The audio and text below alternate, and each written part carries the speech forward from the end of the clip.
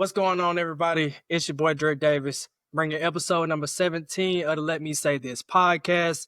I'm here, as always, with my co-hosts, Raphael Rhodes, Anthony Lights, and today, we got a very special guest with us today. I didn't authorize this, by the way. But it's okay. You know what? We're going to keep rolling with the punches. Mr. Nate is in the building with us today. He's an IRL friend, as we call, or as the young kids call him these days. But he's also an avid sports fan, knowledgeable in a lot of different sports, a lot of different topics.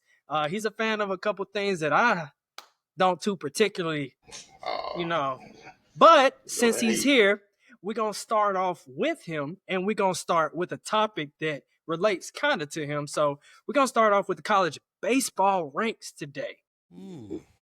College baseball, the Men's College World Series was just completed as of yesterday in a 2-game sweep. LSU was able to take down Coastal Carolina in back-to-back games Friday night, turning around Saturday. Saturday going into Sunday. Some wonderful pitching performances, much to the likings of Paul Skeens. Some incredible athletes there from LSU. Even going back to a game that I mentioned to the fellas in our group chat, going back to last Thursday, the Arkansas and LSU game was really, really wild. If anybody watching this got a chance to see it, there were a lot of bloops, there were a lot of blasts, there were a lot of bloopers. Ended in some heartbreak for the Omaha-less Arkansas Razorbacks, who obviously can't find the last out in Omaha to save their life. Mr. Nate, give us your thoughts, man. Just tell us how it feels to be, an LSU fan to start, and how it feels to go off the grid and not be football or basketball, but to have a baseball football, win. Man, LSU football. First of all, go Tigers. Go Tigers. That's all I got to say. Baseball, they picking up the slack. We coming back, consistently building a powerhouse. Even though I did feel like the Arkansas game was wild, and people might think that we was gifted that game, but Arkansas really gave us that game. We're gonna be honest. It was a very wild ending. Was not supposed to go that way. I really thought we was dang near down and out. But the way that we keep fighting back, another championship. Pitching was amazing. I can't even lie. Pitching was just on point through the whole game, both games. But being LSU, I don't know how we're going to continue to do this, because the SEC is packing out the tournament every year, and they're seeming to get closer and closer. Like I said, Arkansas with their performance, even though coming out of nowhere, it almost seems like they striking hard. They really hitting the ground running. But it's LSU. We'll manage to find a way to mess it up in typical LSU fashion. It's always bound to happen. Honest fan, I like that. I really ain't got nothing on this. College baseball is not really my forte. I shouldn't be saying that out loud, but it is what it is. Me and Raphael kind of talked about it a little bit because we both saw a good bit of the games. Raphael, you got anything as far as the Men's College World Series? I will say if Coastal Carolina's coach would have been not ejected because of some bad calls in the first inning, then it might have been a different outcome.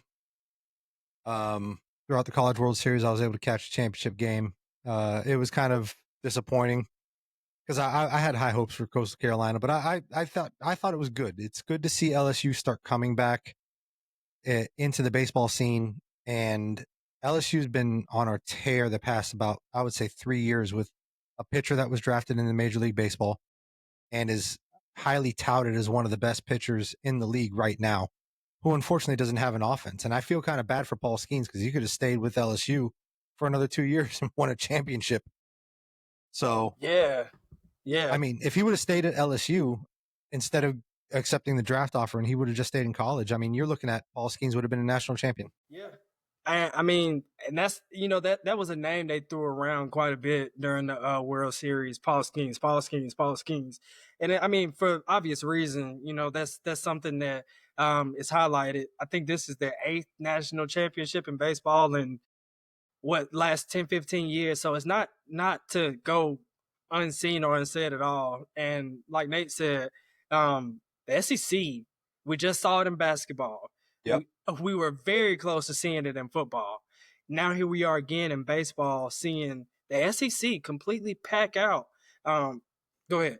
as far as football. I mean, if you look at like the That's last, what I said. We almost did last 20. But if you just look at you go from the BCS into the Yeah. original CFP, and like, come on, man, SEC. It's an SEC Open Invitational. Yeah, hell, we can even throw in volleyball and gymnastics.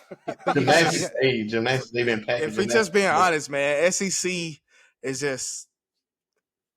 just the premier conference. If you want, aside from just your main Dominant. two biggest draws, I mean, College World Series is a draw too, but mainly, you know, the typical sports fan is going to pay attention to basketball and football. So it's just the SEC is the premier conference. Yeah, but if you sports.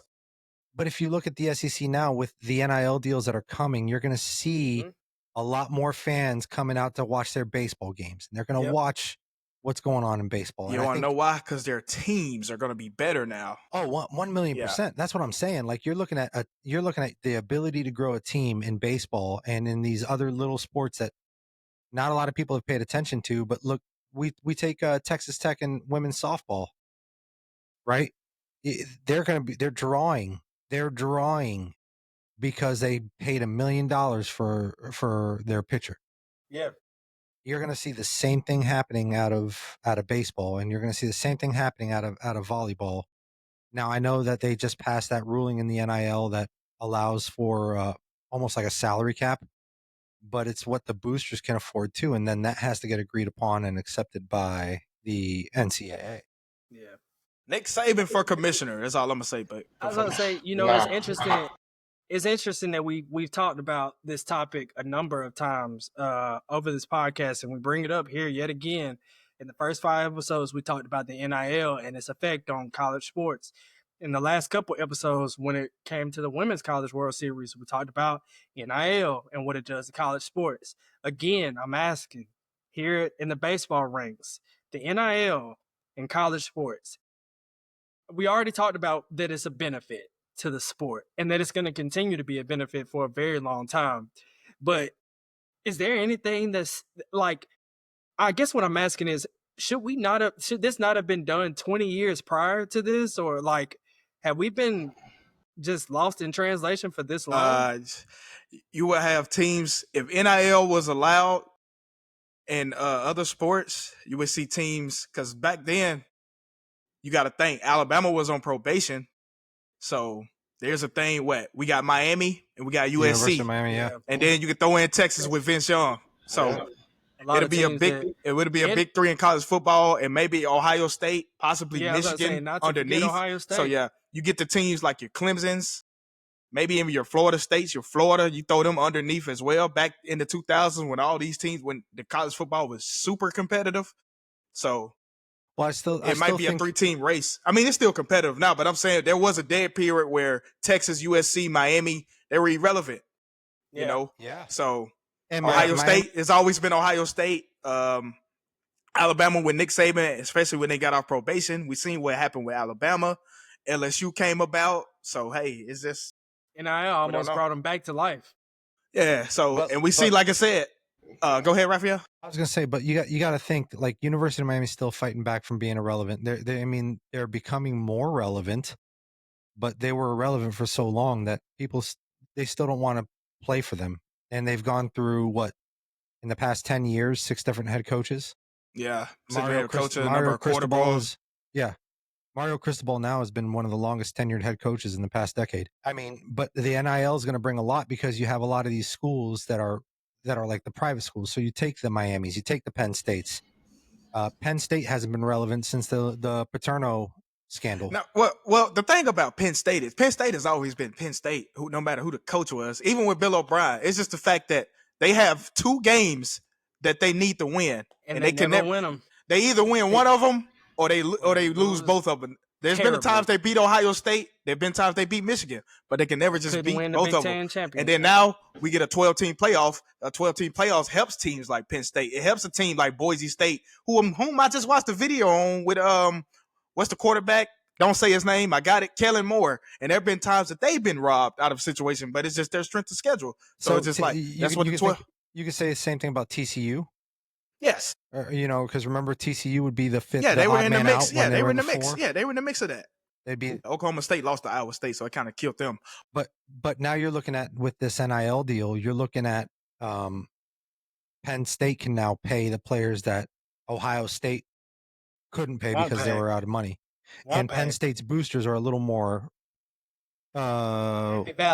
wealthily involved, if you know what I'm saying. Yeah. I mean, Ohio State had, what, a $20 million roster? Yeah. So Michigan just paid that quarterback. They bought that quarterback from LSU. Shout out to Bryce Underwood. They gave him like 10 million, 12 million. Yeah, but you're looking at the NIL deals going. Yeah. Sure, buddy.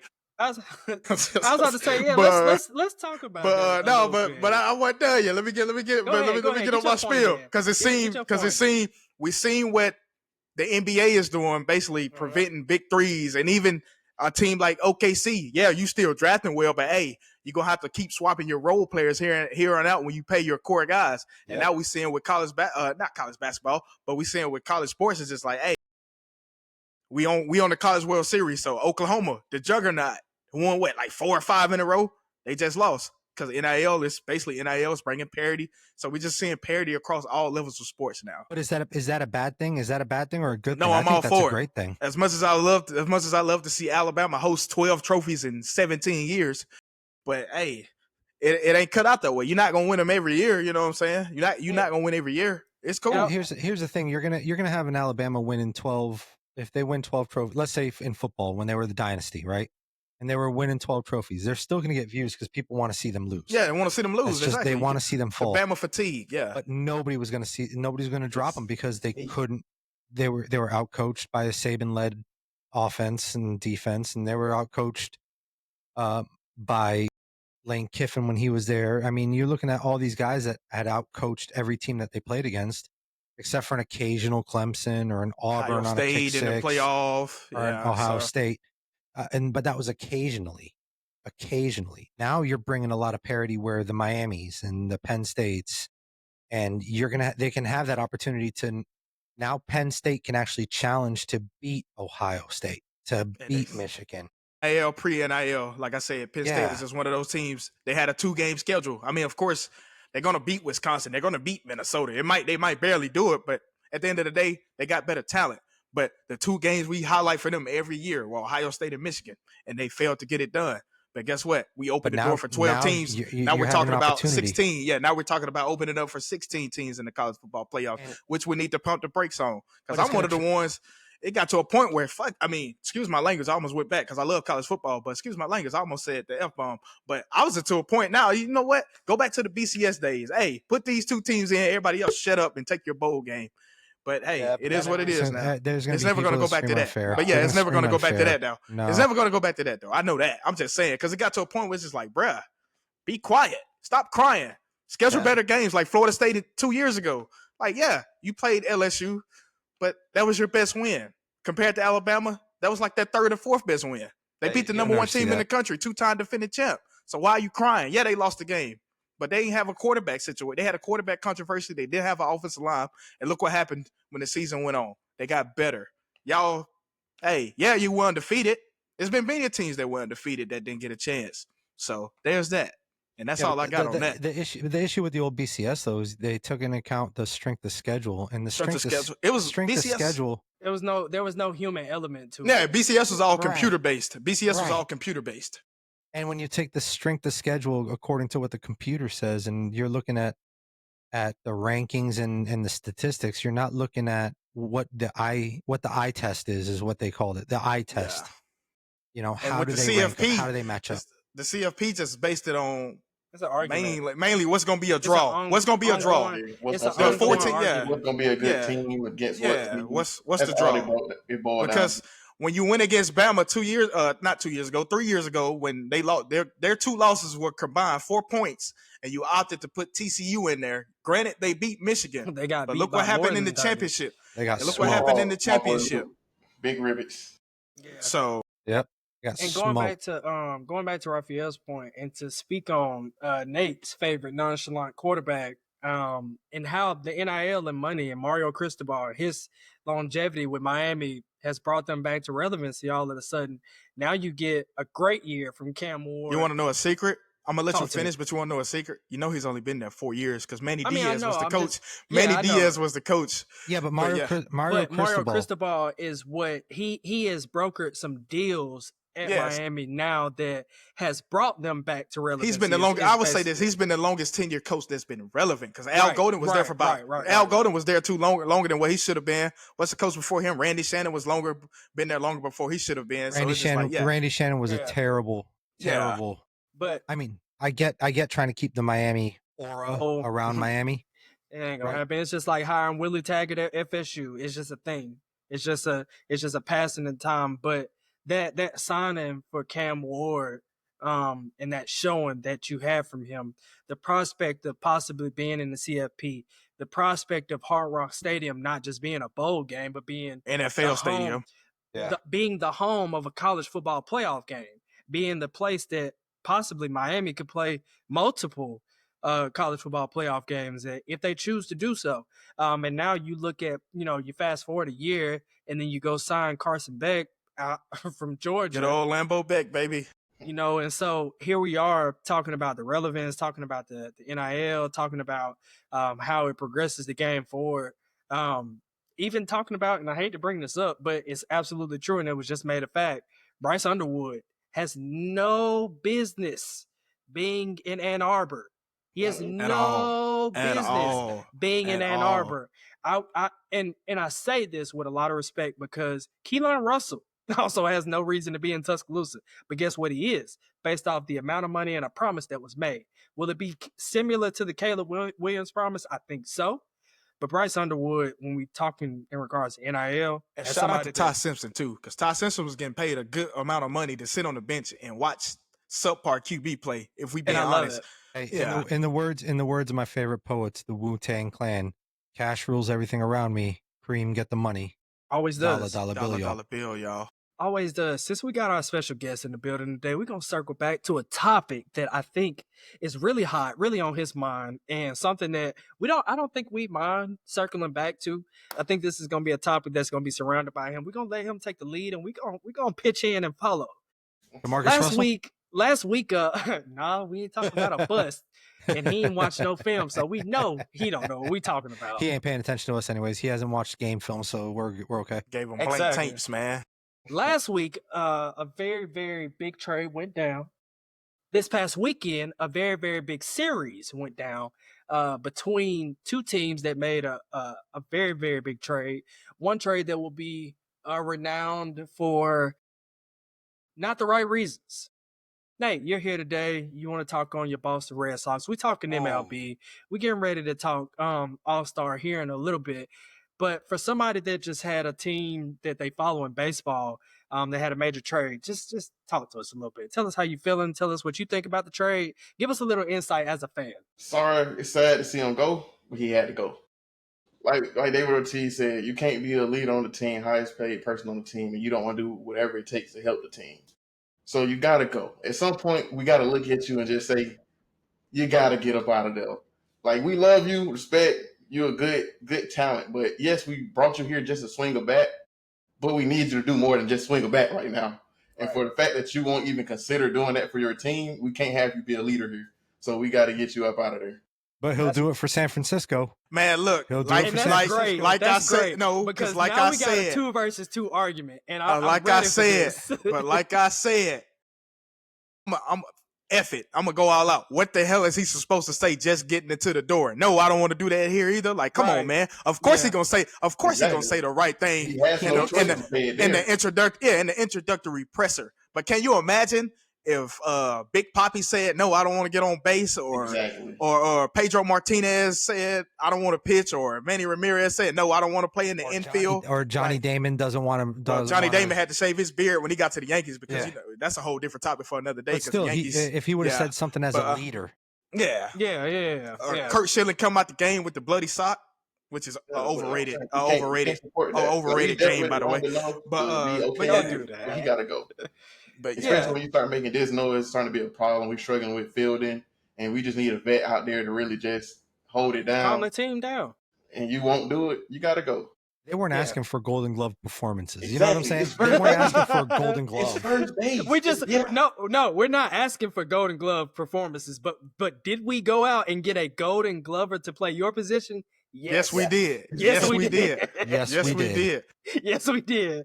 And so we argue I argued. I don't remember who argued this point with me, but I argue offline, online, the same point that Devers as well as the Red Sox, neither side is wrong here.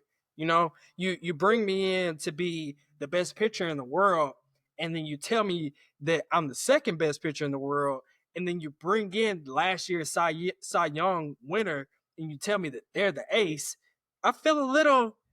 It's a disrespect thing. I mean, Yeah. I understand that, but you know, the one thing that I will say is like, if you're the captain of the team, don't complain about not playing your position because it's not the position you brought him in for. Right? I mean, don't complain about it. Just play the game. Because I was just over here thinking, just imagine the Yankees telling Derek Jeter, "Hey man, we want you to play catcher." man, you know what kind of. But that's like about But that's the captain. My favorite player, though. That's OG. That is your captain. But if you're not performing or we struggling in a position and we feel like you can be better there, it's baseball. They done played every position on the field. Come on now. Yeah, it is baseball. Fielding is fielding no matter where you play. You play third base, you play shortstop, it's fielding, right? Like there's no difference. The only difference is the size of the glove if you're in the outfield or in the infield. Yeah, that's about it. Yeah. You know, and how far you have to throw.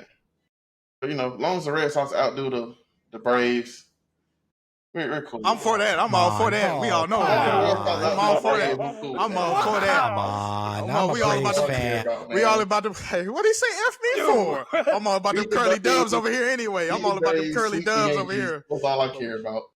But hey, man. Hey, we got Acuna back. I'm happy to see Acuna back. That's all that matters to me. I got him back. You a Braves fan, Rafi? I grew up on the Braves, man. Before we had the Marlins, I grew up on the Braves. Oh, okay. I understand. I never knew that. I never knew that. Me and Raphael, real understandable. friends. I'm glad you got it. I'm glad we are fans of at least two teams. I'm kind of glad you. I mean, anybody a Marlins fan after 2003, I ain't gonna lie. Like, hey, I respect you. Listen, just be honest with you. I respect you. When I grew up watching baseball, I had, you know, the Braves. I had Dave Justice, Gary Sheffield, Madden, John Smoltz, right? Maddox and Glavine. Yeah. Okay. Yeah. Smoltz. And a little bit of Prime. A Prime for a couple years too, but I mean, I grew up in those Braves, and then when we got Chipper Jones, I was really excited. And now we got Acuna, who's kind of took over what Chipper Jones was doing. Andrew Jones. I know about the throwback Braves. I got you. I got you. The Upton, Justin Upton. Yeah, Justin Upton. They Upton. Have both brothers at one point. They did have both Upton brothers. Yeah. And so since we're talking baseball, I'm gonna go backwards and work it up to now. Hey man, I gotta make sure I cover everything. I ain't mad at you. The San Diego Padres, Los Angeles Dodgers had a beam off. Damn near West Coast is what we call it. West Coast rivals, California rivals, battles of who's the best. We saw. No question. We know. I mean, it's no question to me. We saw Fernando Tatis get beamed more than once. We saw Shohei get beamed more than once. There's no question. There's a rivalry brewing in California, right? All right. It makes for good baseball, especially if they meet up in the playoffs. I've always, I'm not really, but I've always paid attention to the teams out west. Like when the Dodgers and Giants were basically the two teams in the I almost say NIL and the NL going at it. Now the Giants are kind of taking a step back in recent years, but they're going back up. But now it's the Padres. We've seen what the Padres tried to do. They wanted to win. Fernando kind of messed it up when he got suspended for them 80 games when they had Juan Soto. And then we already know what the Dodgers have reversed course. The Dodgers were known as playoff chokers, and they finally got their ish together. Yeah, I mean, they won that championship in the COVID year, that shortened year, but then they came back and won last year against the Yankees. So to Dre's point though, there's a rivalry brewing. Yeah, it's starting. Oh, it's starting. They competing real hard, and they ain't trying to give up to neither one of them. Both teams trying to fight for to be the top. They sat there and said, "Hey, hockey's over, and we may as well bring the fight into the major league." They're like, "Hey, y'all might got that payroll, but hey, man, y'all still got to get on the field and play." You know what I'm saying? Y'all got the budget. And you guys can correct me if I'm wrong, but I feel like there's only 4 states in the United States that always have that interstate rivalry: California, Texas, New York, Florida. Yes. There's a rivalry in all 4 of those states that are very, very strong. And there's always something that happens in every in every different sport between two teams in that same state that makes us go. I will say. Are we talking all sports, by the way? Because if we just keep it strictly, I'm about to say, because we keeping it strictly Tampa and Miami Marlins. I don't know. No. But you're talking. I know what you're talking about because but I wouldn't just say Florida though, because Florida, Georgia, Alabama area, the rivalries are real. I mean, when those that's three, more like, and this is just me saying this, not to interrupt you, but I feel like that's more college football. Yeah, 100%. And I should have been more clear, but I meant like your four majors, like your baseball, your basketball, your football, your hockey, right? Like in your NBA, NFL, NHL, MLB. That's what he means, ladies and gentlemen. He just threw the okay. Well, I mean, in the NHL, the real word out there. In the NHL, you have the Ducks and the Kings that usually go at it. Sometimes the Sharks. The Sharks LA like to versus battle Orange too. County. Yeah, San Jose. Shout out San Jose. In Miami, in Florida, you have the Dolphins and the Jaguars is usually pretty. I say it's pretty contested because when Marino's North Florida last versus game, South Florida. Yeah. Well, Marino's last game and the Jaguars' inaugural year, they beat the brakes off Miami in the playoffs, 66-14. Yeah. And the only reason Tampa isn't included is because they're in the NFC as opposed to the AFC. Correct. Yeah. Correct. I would love to see them in a 3-game rotation every year. I mean, in LA, you have the Clippers and the Lakers vying for every time. No. I mean, but you know as what he's of recent, saying, but as of recently, I mean, when Chris Paul got there, and that's when they basically started getting the leg up in the overall series. But it's still a Laker town. Like if you go back to the Chris Paul days up until now, the Clippers got all the wins. But but then the rivalry. But that doesn't matter. Then the rivalry comes down to Golden State coming on down and taking on the Lakers too, right? So. And then in baseball, you have the Padres and the Dodgers that are now forming a rivalry. The Giants used to be pretty up there in California. We had the Dodgers and the Angels as well for a little bit, but mainly because of Shohei was a draw because we never see Mike Trout, $400 million man. But just chill on Mike. Just chill on Mike. So, we still love you, Mike. Yeah. And in New York, you got the Subway Series between the Mets and the Yankees. And then in football, you got the Giants and the Jets that pretty much are vying for home stadium. Nets, even though they both try. Not really. But hey, not really. We're gonna ease up off. Knicks and Nets Brooklyn. are like, It was only cool when they first got there because they front loaded them games early. Like they played their first games before Christmas when Brooklyn first got when the Nets first got to Brooklyn. So it's just like, but after that, it's kind of like it's kind of and Texas is just going Texas. You got the triangle, Texas and Cowboys rivalry. I saw the one game. The Cowboys in Texas always play close games. Then you got the basketball, the triangle, San Antonio, Houston, Dallas, Dallas, San Antonio. We always got that. And then we seen what the Astros and the Rangers knocked off the Astros to make it to the World Series a couple years back. So we seen what that rivalry has done, especially as of late, because we got the Astros winning. I think the Astros, I want to say they won it in 22, and then the Rangers won it in 23. So there's that. And now the Astros have a lead in the AL West, so that's always going to be there. So I since you brought it up, and I want to ask this question so we can answer it by the end of the show for Nate, since he's joining us today. Best rivalry in sports. Oh, I'll be ready for the end of the I'm already, man. If it ain't the Iron Bowl, if it ain't the Iron Bowl, I'll wait till the end of the episode. If it ain't the Iron Bowl, stop. That one-sided rivalry, it ain't nothing but just because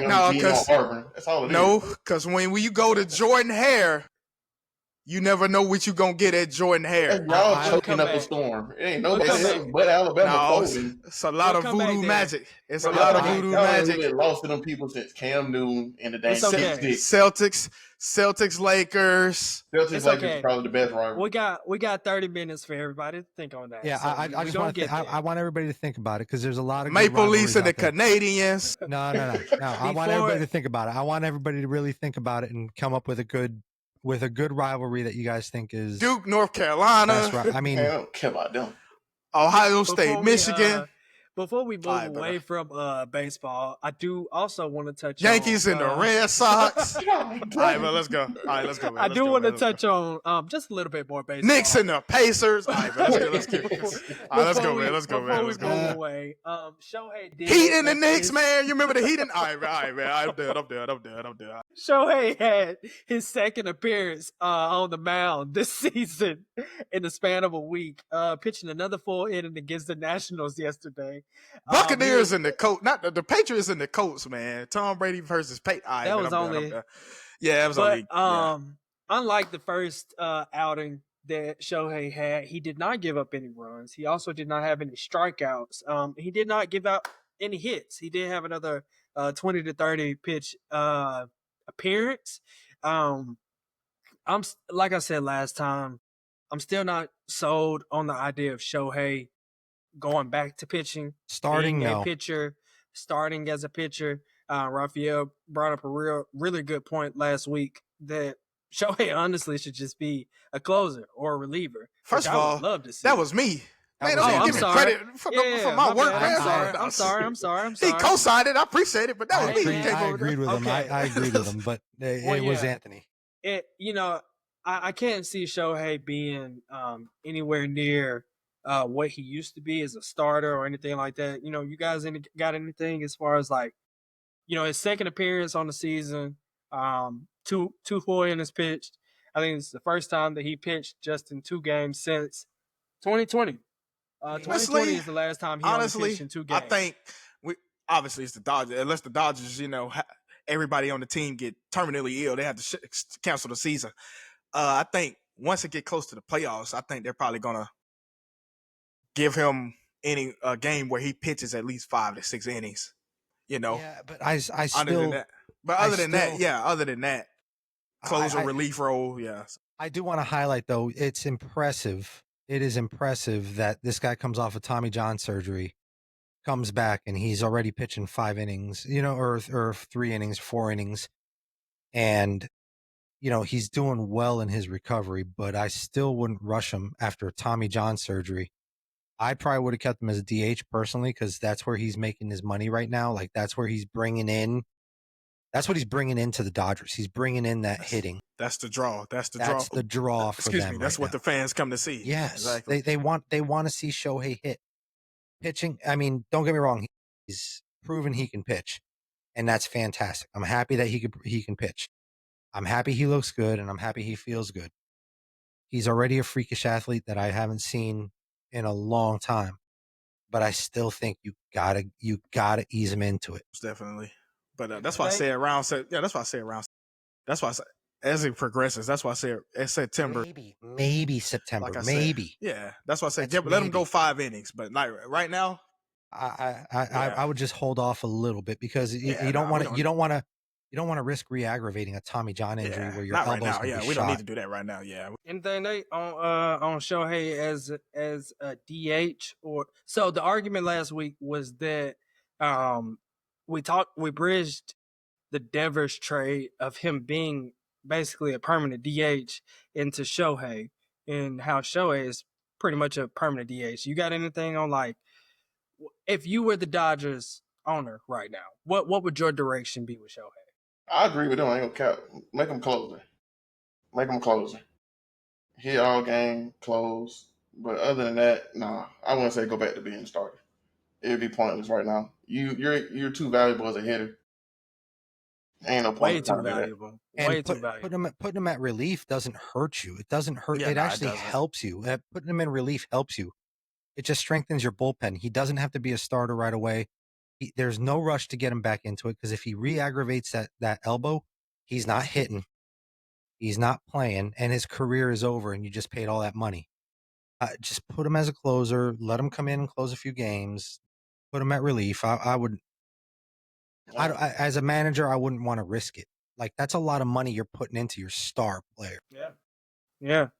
Well, ladies and gentlemen that are watching this episode, I guess it's time to get into, as I said last week, and I'll say it again, the meat and the potatoes of today's episode. The 2025 NBA draft. I gotta stand up for this one, because we gotta celebrate and appreciate all of our Fallen Thunder members. Oh, man.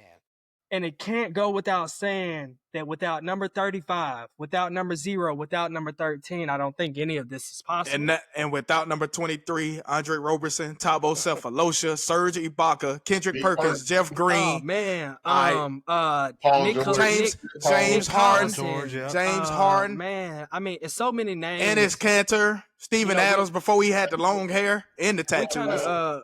We kind of talked about this last week. We did. To Raphael, the relevancy period of the Oklahoma City Thunder, not the Seattle Supersonics, not those guys that were playing from New Orleans up in Oklahoma City or anything like that. We're talking about just Oklahoma City. Not even the Sooners, who haven't won a national championship in 25 years. Trash. Damn. Very trash. I hate those guys. First of all, congratulations, hats off to Oklahoma City, the MVP, the Finals MVP, the Western Conference Finals MVP. I'm gonna clip this. Scoring champ. I said it last week. The Western Conference Finals MVP, the Finals MVP, the MVP of the league, the NBA champion, the scoring champion. Clean sweep all the way around. Clean sweep, Shay. Kendrick Perkins last night, as I was watching, kind of alluded to, we have a new star budding in the league in Shay. I think we talked about it a little bit last week. It's kind of hard. I mean, it's kind of hard to deem a player, and I think ring culture has kind of swayed our minds. This is a superstar that we just watched. Okay, LeBron, don't say nothing about rings. I know. I'm just saying this. We just watched a superstar go to work. Not 3.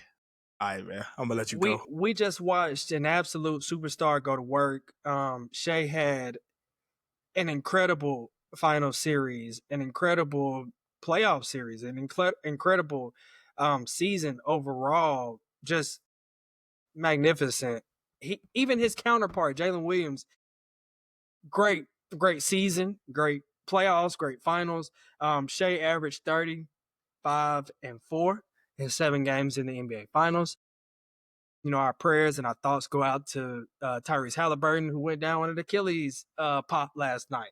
If you are a fan and you've been watching, you've seen 3 of them already just this postseason. The most famous one back in 2019, being for Kevin Durant. Anytime you see that slow motion replay and you see that shatter in the calf that looks like something just erupted, you know what time it is. And we talked about it last night. The doctor. We talked about it last night in the chat. 3 guys. Oh no, I'm hold on. Let me talk my stuff. The 3 guys that are a part of this chat today all separately said Indiana. I'm gonna let you have it right now. And from the very beginning, before a series prediction was ever given out, I was wrong. I said Thunder in 5. Yeah. And then I said Thunder in 6. And that's okay. I said that one too. I conceded. I'm gonna let you finish before I say and something. And that's okay. Too. Yeah, you're right. Because I gotta keep going right now. I'm gonna let you. And that is okay. Because I said it before, I said it again. The best team from game 1 to game 82 to game whatever the hell this was into the playoffs. The best team won the NBA championship. The best player won Finals MVP. The best player won MVP. I would love to hear compelling arguments against that right now. What you mean? Because that Nikola Jokic case was for MVP was very strong. Yeah, and I was on his side. And I was on his side. Don't get me wrong. But I'm gonna throw that out, but because that's over. That's over and done. Now we can't go back and undo it. He's still the best player in the league, in my opinion. SGA's number 2, Giannis number 3, and then whoever the hell y'all want to fill in next. And as far as picking the finals, it's 3 of us that host this show. So we don't have outside of the day, we don't have a 4. Yeah, we don't have a 4. So, hey, either way it goes, somebody was going to be wrong. Somebody. I just didn't want to be the guy that everybody picked OKC because that's just, that's so obvious. Somebody need to go left field. So yeah. I didn't pick OKC either, and I picked Indy for a good reason. But I want to hear Nate's rebuttal to Dre first before I go ahead and rebut. Y'all ain't heard this argument, so I'm going to go ahead and break it down. The Pacers were supposed to win in 6. If it wasn't for Tyrese Halliburton aggravating that leg in game, what that was, 5? 5. It was It was 5-6. He re-aggravated. It's a wrap. I'm sorry, it's a wrap. Let you finish that. 30. They was literally letting Shea get what he wanted. They was clamping everything up, and they're just playing good team ball. The Pacers are the best team, but if you take one gear out the machine does not run right, and that's all it boiled down to. But congratulations to the Thunder. But I definitely said Pacers in 6, and Tyrese went out, and my prediction went left. So I sat there and I said, hold on, Anthony. I don't mean to cut you off. I just want to get my rebuttal in real quick. I said Pacers in 7, and it went to 7. And I'm telling you right now, if Tyrese wouldn't have hurt himself, it would have been Pacers would have been the Pacers would have been raising the championship trophy because I'm telling you right now, they even without him, they were still dogs in the fight. And if you would have had him scoring, if you would have had Tyrese Halliburton scoring 18 points, that puts them over the Oklahoma City Thunder, and the Pacers are bringing the championship home. So I think congratulations to Oklahoma City. SGA is hands down the MVP, deserves it. I think he was great. But to Nate's point, they were letting him score all the time. They weren't really shutting him down. And even with all the free throws, they were still keeping it. All the games were within 10 points, except for one. And if you put a healthy Tyrese Halliburton, who never got hurt in the first place, you're looking at an entirely different finals where the Pacers raise the trophy.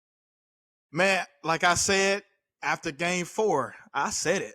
You said game 5, Nate, but I said game 4. If the Pacers lose this series, injury or not, if the Pacers lose this series, they're going to have to look back at that game 4. Same game. They didn't finish that game. They did not finish that game. I got a question. They had that game. So you think the Thunder going back next year? No, I can't say that now. If the team ain't going nowhere, no one's leaving. Why not? History has gave us six champions.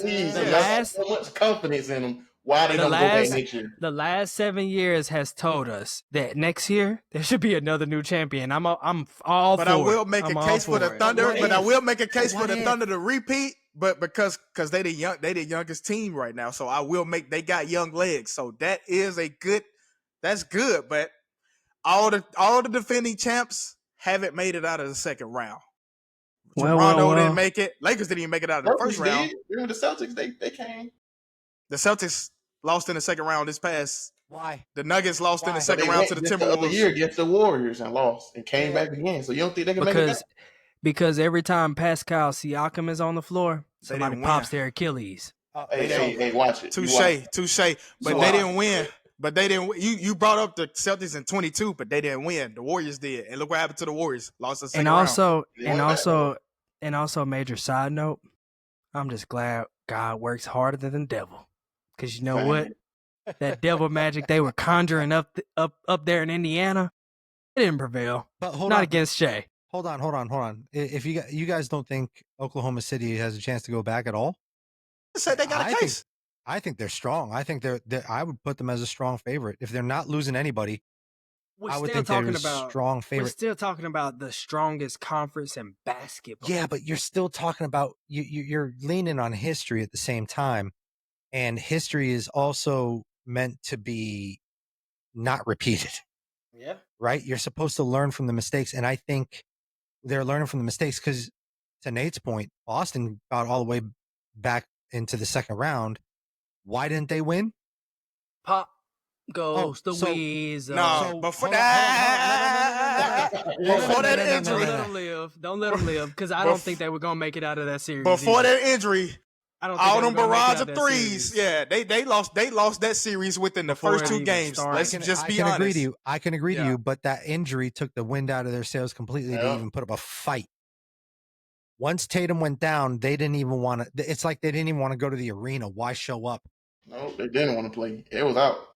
And I want to say, too, don't get me wrong. As a fan of sports, as a fan of the game, and the Super Bowl, and the World Series, and the World Cup, and the NBA Finals, the Stanley Cup, seeing one of the best players go down in any one of those settings is one of the most disheartening things that you could possibly see. It's a heartbreaker. You don't want to see it. You really don't want to see it. In 2019, when the Raptors won the NBA Finals, I was actually in California when it happened, and there was a barrage of Golden State fans, and the entire building went silent. In LA, just Golden State fans running around LA. That's crazy.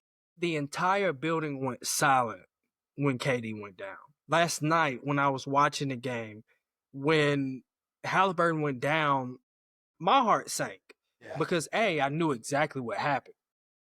B, I knew that no matter what, for the next 3.5 quarters, this game is a wrap. It's just a matter of getting just hold it in the road. OKC, just hold it in the road. Yeah, that's it. And I kept telling the person I was watching it with last night, like, they just got to get a 6-point lead. They just got to get a 6-point lead. If they can get a 6-point lead, this game is a wrap. As soon as the fourth quarter came and they had it more than an 8-point lead, the game was over. Yeah, but again, you look at the way that Indiana kind of came back and they kind of fought back, and you got to give them a lot of credit. I mean, I don't think Indiana's going to have a chance without Tyrese Halliburton next year, because I mean he was literally their glue. But for this year, I mean, you talk about a guy that was underrated or considered overrated. You talk about a guy that sat there and they didn't think he could make clutches. He got to the Olympics, but he didn't play. Him and Jason Tatum, for that matter. But at the same time, look at what he's done. He's Mr. Clutch when they needed the clutch plays. He's dishing the ball out to the right people. I mean, you got to give him credit. Got to. In Game 6, he had a steal that he gave a no-look pass to Siakam, and Siakam just posterized, like straight up. Best posters of the game. Yeah. Well, I guess because we already know the. But it doesn't eliminate the fact that Oklahoma City, congratulations. You what do I always say? What do I always say? Last team what? Last team standing. And there we go. OKC was the last team standing. No significant injuries. And then as far as the East, as an outlook on next season, it's 3 teams that we don't know. Well, there's 2 teams we know and another team we don't know. So it's 3 teams. We don't know who's going to be the Knicks head coach. So we don't know how that's going to, what their scheme is going to look like, how their roster turnover is going to be. Boston, Indy, the 2 significant injuries. I guess you could throw Milwaukee in there too. Even with Dame and Giannis fully healthy, I still didn't expect too much from Milwaukee. So now it's looking like the only 3 teams that really didn't suffer any damage was the fraud alert team that we all knew was going to fall off before the conference finals, Cleveland. You got Orlando, who just made that trade for Desmond Bane, and you got an up-and-coming Detroit. So it seems like these are the 3 teams like, hey, the East is wide open. Y'all guys didn't suffer any major injuries. Darius Garland I think he had that surgery, but he'll be back before opening night. Detroit didn't lose anything. Detroit maybe just make some small. Well, they were missing. I want to say they were missing their second leading scorer. Would Darius Garland even be on the team? Yeah, that, and like, then that's a really important question. Yeah, and like I said, Orlando is trying to maximize what they got him. And Paolo Banchero, and then I think he's up for extension right now, so he's probably going to re-sign and then play his way into a max contract 3 years down the road. So they're going to try to open up that window and basically kind of Indiana this thing and shock some people. So it's like I said, it's 3 teams right now for what it's looking like. It's 3 teams. You said what? We don't know, man. You don't believe in them right now? Pat Riley turning into Jerry Jones day by day. So hey, we don't. I wouldn't even talk about Miami, man. You don't believe about Cleveland?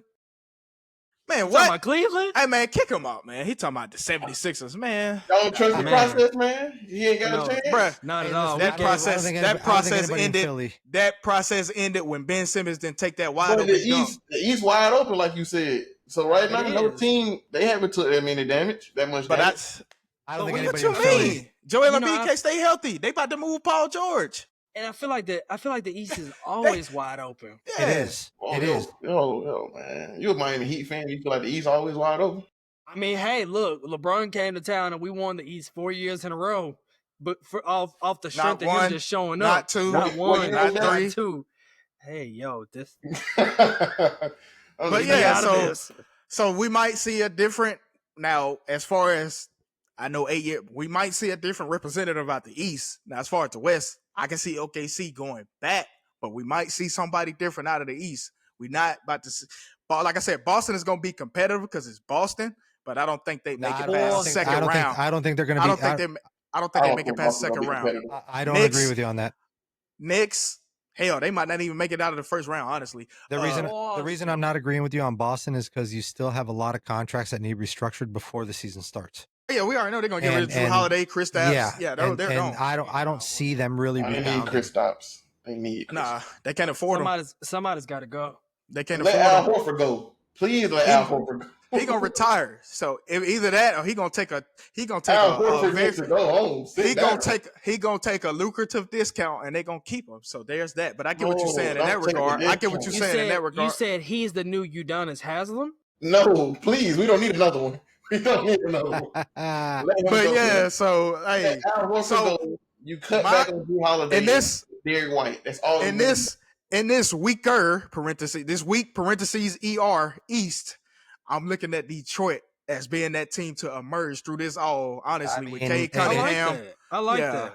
I like that call too. The bad boys, the new refined YNs. I actually really, really like that. Yeah, so I'm looking at Detroit to emerge as Detroit. You got the star. I got Magic. Second. Yeah, I like that. I like that too, Nate. Second. I mean, I like the Orlando Magic too. It's hard because the East really. I mean, you have a lot of question marks in the East right now, and it all depends on what happens with Giannis. It all depends on if the Heat we talked make about in the last episode any moves. Like I said, if Giannis stays put, I don't expect too much from Milwaukee. No, neither do I. I still don't. I don't. They're expect old. too much. They can't really. But it all depends on if Giannis leaves, where he goes to impact the team. And speaking of old and moves, yes, please. What do we feel about KD in Houston? Don't do second round at best. Don't do that because you're not going. Because you're not gonna like my opinion because I got a really unpopular opinion on second round at best. Conference finals, get gentlemen swept in the conference finals. First round, and I got the Suns going into the second round. I got the Suns. God, no, I don't even make that. I don't even have the Suns coming out of the play-in whatsoever. I don't have the Suns getting into the play-in. Hey, hold on. I got y'all. I got Devin Booker getting traded before the All-Star break. I can see that. That's what I can see that. Hey, I can see that. Quote me on this. Devin Booker will be a 76er. So you want him to end his career? I would rather stay in Phoenix. I feel like I got a better chance in Phoenix than Philly. I'm just saying what I think at this point could possibly happen. I respect it. I respect it, but I think that'll push come end to his shove, career. if anything, I would rather him go to Brooklyn and team up with Cam Johnson before going to Philly. Like, I mean, I know. Hey, hear me out. Devin Booker in Miami? No. We didn't even trade for Kevin Durant. We didn't even trade for Kevin Durant about to be 37. Kevin Durant is about to be 37, so I can kind of get that. And guess what? People are already on X. Sorry, Kerry. We call Twitter X on this podcast. No, I'm old head. Twitter, baby. We on X, we lowballed the Rockets. As a matter of fact, Kevin Durant kept saying no until the lowest offer came. And if you're telling me that Jalen Green and Dylan Brooks and a first-round pick and 5 second-round picks was the best trade offer that they could offer, guess what? Miami, keep everything you got. I guess you could say he looked out for Phoenix or Houston too, for that matter. He looked out for both sides because Jalen Green, like I alluded to, because it definitely could have been Jabari Smith in that trade over Jalen Green. Yeah, but like I alluded to in the text, Jalen Green and Dylan Brooks are your A1 and your AB. Yes. Right, or 1B, 1A, 1B. 1A, 1B. 1A, 1B. They were supposed to win the Rockets versus Warriors series for them. Yes or no? Yeah. Jalen Green showed up in all of one game. Jalen Green definitely. Exactly. And did Dylan Brooks show up any one time this season? But I'm not going to lie to you. Like, what do I even expect from Dylan Brooks besides getting in people's faces and getting texts? That's the only thing that I expect from Dylan. I don't expect Dylan Brooks to do nothing. Moved from Memphis, and that's why he's gotten moved from Houston. Now because what brought you to Houston to do that is Memphis, not what you did. That Memphis situation, I'm not gonna lie. I don't I don't like how they tried to scapegoat him in Memphis, honestly. They did, big time. So, yeah. Time. I don't really like what Memphis tried to do. And speaking of that, the reason they traded Desmond Bane is so they could pay Jaren Jackson Jr. But, hey, we not talking about them right now. Know that. Hold on, though. What y'all think Desmond Bane going to do in Orlando? He's a second option. He's another second option again. I don't even see. I'm sorry, but I hate to tell you, but he is not the second option. I said he's number one. I forgot third. I forgot they got Wagner. I'm tripping. Second option. Yeah. My bad. Desmond Bane will be a phenomenal third option, maybe fourth option if we're being completely honest. Considering that we have the draft this week, Jalen Suggs. Yeah, we have free agency still coming up. So let's not. And I said this last week. Let's not read into this Desmond Bane trade a little too much. I know it seems like the Magic gave up a lot, but they plan on making a move. No, those picks are protected, though, right? I think so. Yeah, they are. But I think Orlando's putting themselves in a position. I mean, yes, I think they're in position. They lost Shaq. They lost Dwight Howard. They couldn't get Tim Duncan because of some alleged rumor about the flying the family on the team plane. T-Mac and Grant Hill kept getting hurt. Doc Rivers sucked as a coach. So now we can't fumble this. Did I say they lost Dwight? And they lost Dwight. We can't fumble this Paolo Banchero because the Magic. Hey, we can look at the Magic as like one of these franchises like, bro, y'all had all this and only injuries. Okay, you can't do nothing about the injuries. But all the other stuff is like, what? Orlando? What? You can also look at the Magic as just an up-and-coming team right now that has the possibility to take the East. Because now you have Indiana Pacers team who's the Eastern Conference Finals champion, and they have their star player out. Like I said, Detroit is my number one. I respect it. Wider open East. I respect it. But I still think you have to look at Orlando and go, okay. No doubt. I think they're in a better position than Detroit because you kind of have to look at this first year for Detroit and go, okay, well, was it a fluke? I mean, they played fantastic basketball. Can't necessarily call it a fluke because you want to know why? The OKC arc. OKC went from winning 22 games. They missed the playoffs because they missed the play-in to making the number one seed, getting bounced in the second round to making it to the finals, winning the championship. I don't see OKC winning. I mean, not OKC. I don't see Detroit winning the championship, but I can see them making the Eastern Conference Finals. I can see them taking that trajectory. I'm not saying it's not possible. I'm not saying it's not possible. What I'm just saying is you kind of have to take it with a grain of salt right now because they went from zero to hero this year. And they have to maintain that momentum. And it is not easy to do. I'm glad you're bringing up that point, but would that not be kind of where we are with the NBA right now? Yes. You know, you have a lot of you have Cleveland, Donovan Mitchell, Darius Garland, Jared Allen. God, I'm thinking of Evan Mobley. It's a sex story. You have buddy. Hold on. I'm just saying. These are the thing with Cleveland frauds. No. And I don't disagree. Hold on. But the thing with Cleveland, they just needed an offensive mind to unlock those guys. They went from a fourth seed to having the second best record in the league. So that's all that was. Fraud or not, that's basically what happened. They needed to unlock their offensive potential. Right. But what I'm saying is the league right now, as far as teams, are full of success stories that are like. I thought you said sex stories, man. You gotta enunciate your words a little bit better. That's why I was like, whoa, buddy. But my bad. I understood. I understood what you said. SUCCESS. Yeah, success. There we go. My bad. SUCCESS. Yeah. There we go. Yes. Nonetheless, you know, the NBA is full of success stories that are a lot of teams that find a piece and they build around that piece and they make that piece work and they make that piece the center point and they make that piece the focal point. Tyrese Halliburton, De'Aaron Fox at one point in time, Victor Wembanyama now. It was put on weight. Tyler Hero, Paolo Banchero, Trae Young, Zion. Jordan Poole. Let me start playing. It's a bunch of. I almost said today. You went way too far with that one, buddy. But you get the point that I'm making. Yeah. There's a lot I can't believe you said Zion. Come on, that ain't no success story. I'm just saying, like, there's. But I will say, when Zion is actually on the court, man. Yeah, but he has to get on the court. Even to name Jalen Brunson a success story. You know, Plus player of the year, yeah. He got signed from Dallas after having a phenomenal playoff series. Which was overpaid according to somebody on this panel. But hey, to a team that was really, really struggling and really, really needed some guidance, and because of it, you see where they are now. Looking for a coach. That's what they are.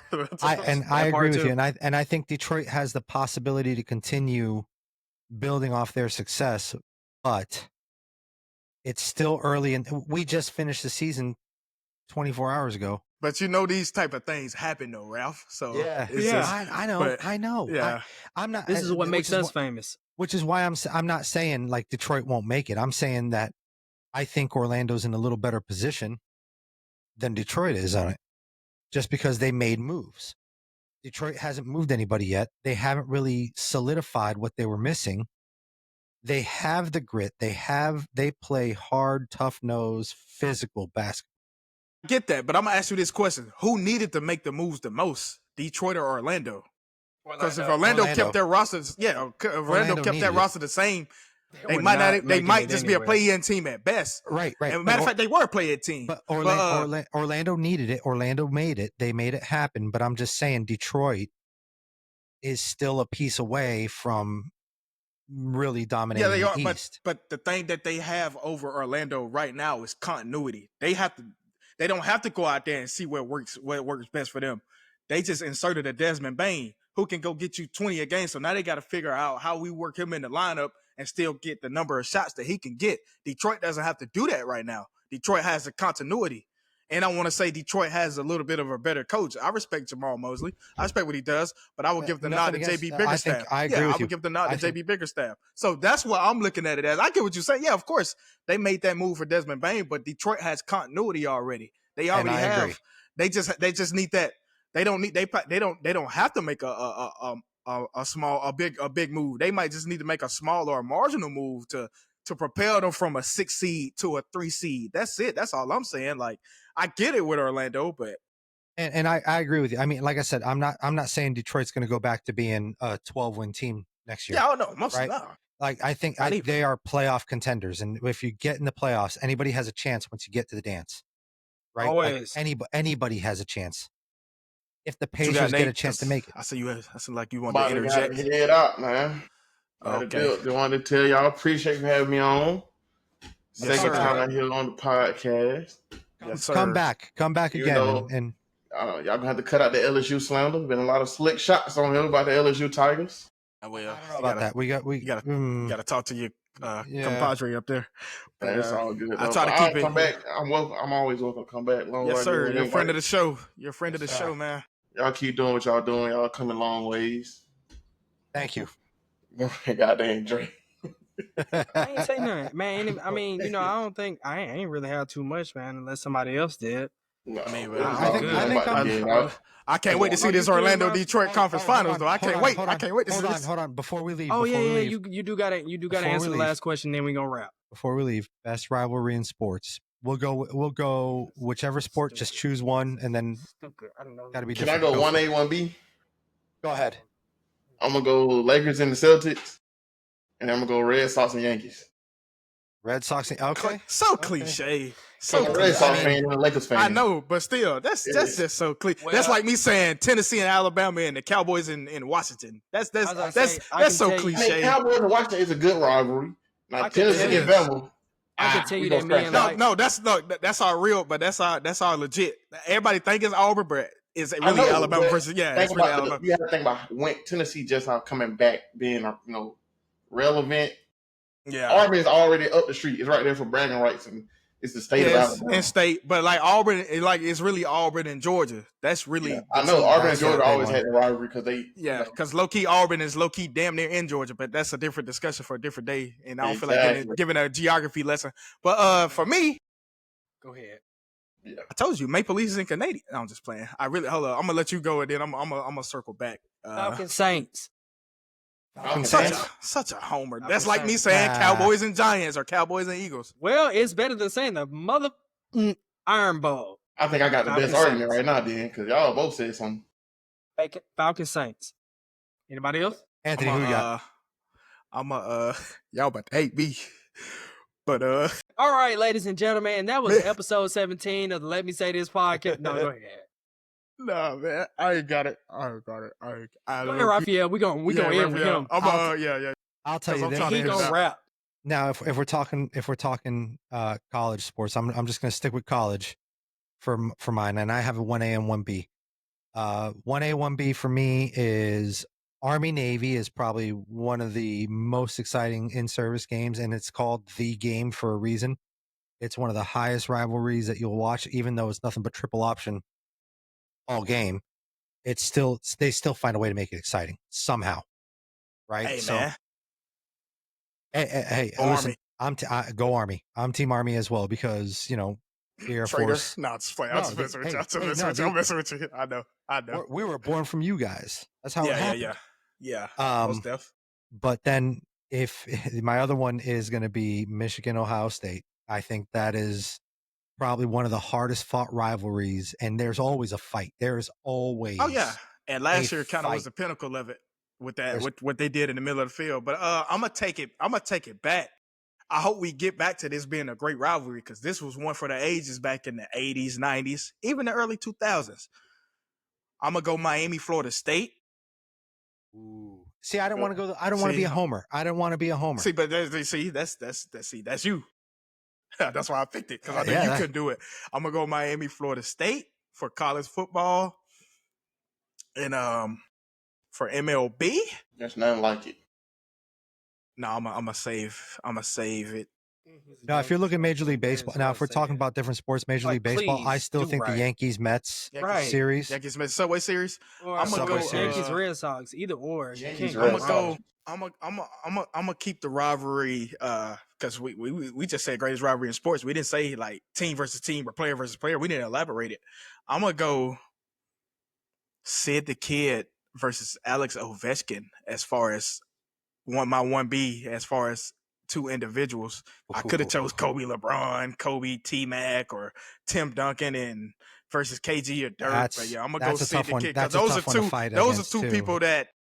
are two people they really do not. I'm pretty sure they respect each other and what they respect each other. They respect each other. They don't mesh. Well, if you're talking about individual rivals, you talk about Matthew Tkachuk and everybody else in the league that hates him because he likes to sit there and poke at everybody in the NHL. Yeah, and then we got. Yeah, but that's what I got. Miami, Florida State, Sid the Kid, Alex Ovechkin. This is going to have to be a separate episode since we have nothing going on for too long. If I can keep going, I can go. Well, no, because they like friends, Ronaldo, Messi. But one day is Ronaldo. One day is Ronaldo. The next day, the best player is Messi. Let's save that for an episode. Let's save that for a separate episode. Yeah, just like T.O. is the best receiver for me today, and then tomorrow when I wake up, it's going to be Randy Moss because you can never make me choose. But take us out, dude. Jerry Rice, come on. Ladies and I didn't gentlemen, grow up on Jerry Rice. I respect it though. As always, we appreciate the support that we get on the Let Me Say This podcast. It is so I don't even have a good descriptive word other than good to have a special guest.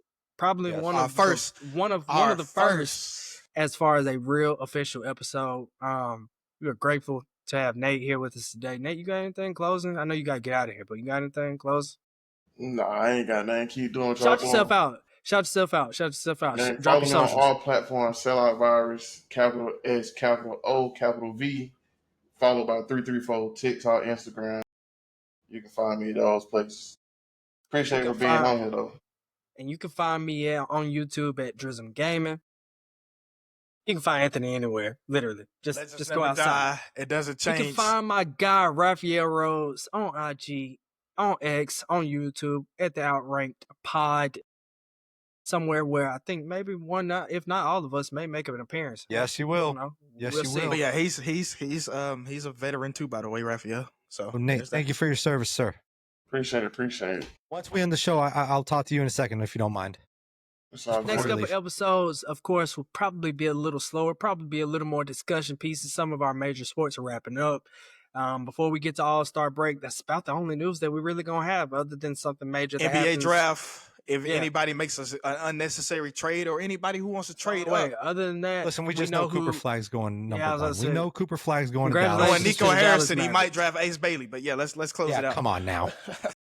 Yeah. But as always, for myself, Dre Davis, Raphael Rose, Anthony Likes, and our special guest, Nate. Like, share, subscribe if you're new. Comment down below anything you want us to talk about, anything you got from this episode. There was a special question request made in the last episode. If you haven't seen it yet, you missing out because there was something free in mind. But as always, this is episode 17. Looking forward to episode number 18. This is Let Me Say This podcast. Peace and feel free, if you're looking to be a guest, feel free to contact any one of us three.